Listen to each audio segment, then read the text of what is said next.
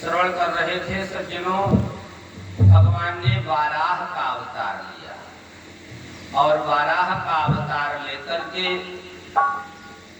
इस धरा का उद्धार किया। उपस्थित सज्जनों, प्यारा वर्णन, प्यारी कथा। जय और विजय को जब श्राप मिला तो उस श्राप के कारण संध्या के समय महात्मा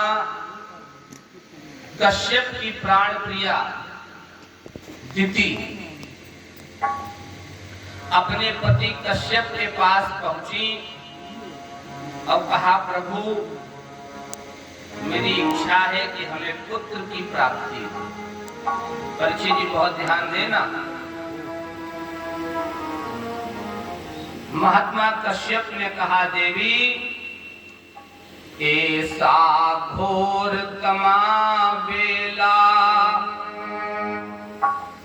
घोराणाम घोर दर्शना चरन्ति यस्याम भूतानि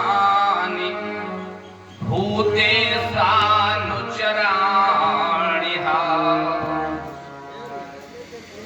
ऐसा घोर तमा बेला, देवी ये बड़ी घोर बेला है। प्रसाद तो मिल गया था। घोराणाम घोर दर्शना, इस वेला का जो दर्शन है ये भी बहुत अच्छा परिणाम देने वाला नहीं है।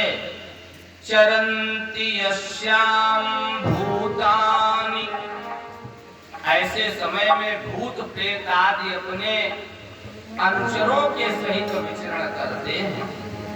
आदरणीय परीक्षित जी, उपस्थित सज्जनों, सम्माननीय माताओं, बहुत ही अनुकरणीय कथा है, ध्यान देना। महात्मा कश्यप अपनी प्राण प्रिया दिति को समझाते हैं, ऐसे में भोजन करना, भोग विलास करना, उसका परिणाम अच्छा नहीं। जो भारतीय संस्कृति का पालन करते हैं, भगवान के भक्त हैं, साधुजन हैं, सज्जन हैं, ये सब भगवान का भजन करते हैं, संध्या वंदन करते हैं। जो सुसंस्कृत माताएं हैं, संध्या के समय जब भगवान भास्कर, मरीचिमाली, सूर्यदेव उदयाचल से अस्ताचल की ओर जाते हैं, अर्थात संधि का समय, परीक्षित जी, दिन का अंत और रात्रि का प्रवेश, ये संध्या का समय, संधि का समय। ऐसे समय में जो सुसंस्कृत माताएं हैं, भगवान की आरती करती है माताओ।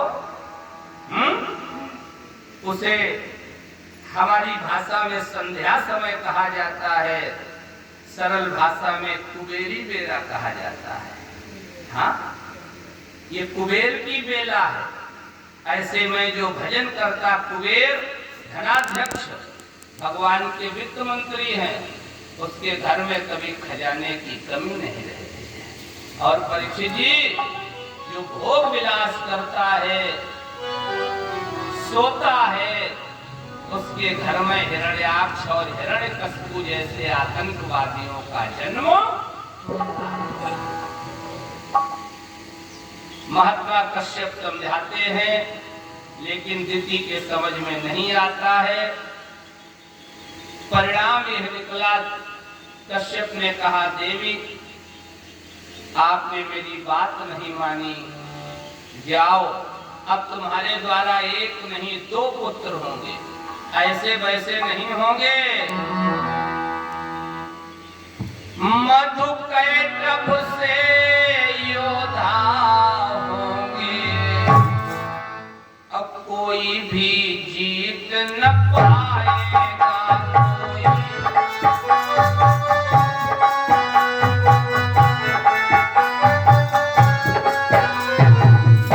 कोई भी जीत जीत न पाएगा। और राजा नर की तो बात है क्या, इंद्र भी हार कर जाए।